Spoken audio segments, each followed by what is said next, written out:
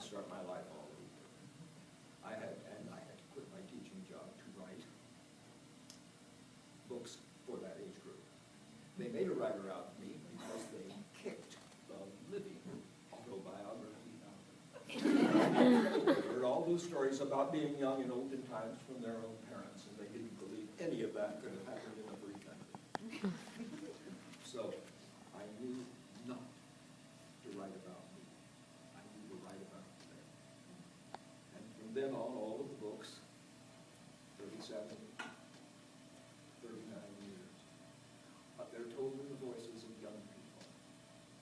Real voices, not really, because my characters can speak all the way through a book without saying like or you know.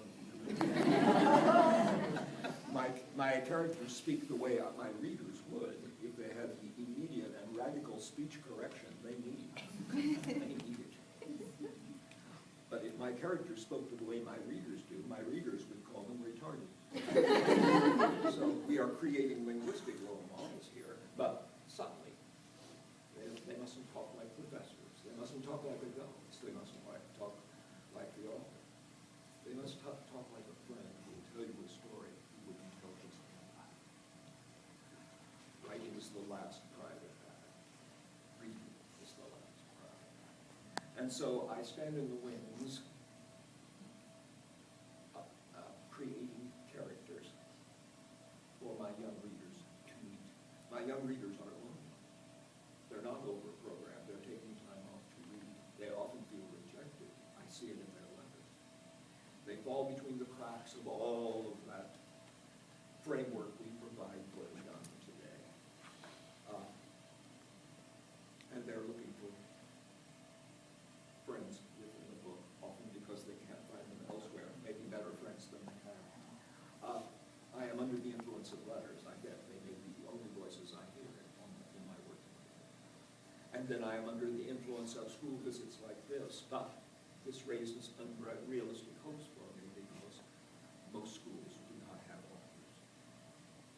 I have, in the city that decides what your children will read, New York City, the publishing capital, I have never been invited to a publishing. Wow. Though I could walk down the streets and be there in 10 minutes. But politics is the enemy of education. So, writing, of course, is trying to communicate with strangers whom you will never meet otherwise except upon a shared page. And no book is for everybody. My favorite, I was asked yesterday by a fourth grader, what is my favorite genre? I think I knew genre. I said, my favorite genre. Humor. But it's not my reader's favorite. So we must compromise. I must have something else in my humorous books for them, something outrageous or exciting, but I'm trying to teach a little humor to a notably humorless generation.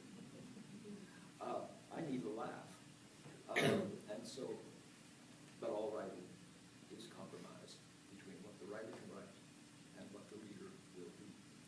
Our young people and their reading lives are under heavy attack now by the net. They can be programmed around the clock by peer group leaders whose names their parents do not know. But every generation feels this attack. I entered this field in 1971.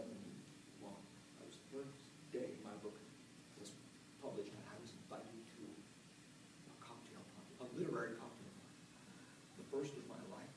And there came one of the best-known writers of that time across the room. And he said to me, I understand you just had your first book accepted for publication. I said, well, I want to offer you my condolences. I said, why? Why?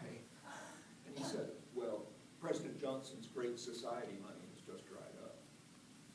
Money is no longer raining on schools and libraries. I knew what that meant. We kept receiving book boxes of books we never unpacked. He said, you'll have to sell a book now one at a time. You won't make it. He walked away. And so 2 weeks ago in the Times, New York Times when the editor Nantali says, writers of the future now, because of the e-books, will not be able to make a living. Well, most writers never could make a living. And the more things change, the more they are the same. But where is the hope? Why? In young people who meet authors in the schools they go to and realize we are breathing the same air as they are and reaching out across time and space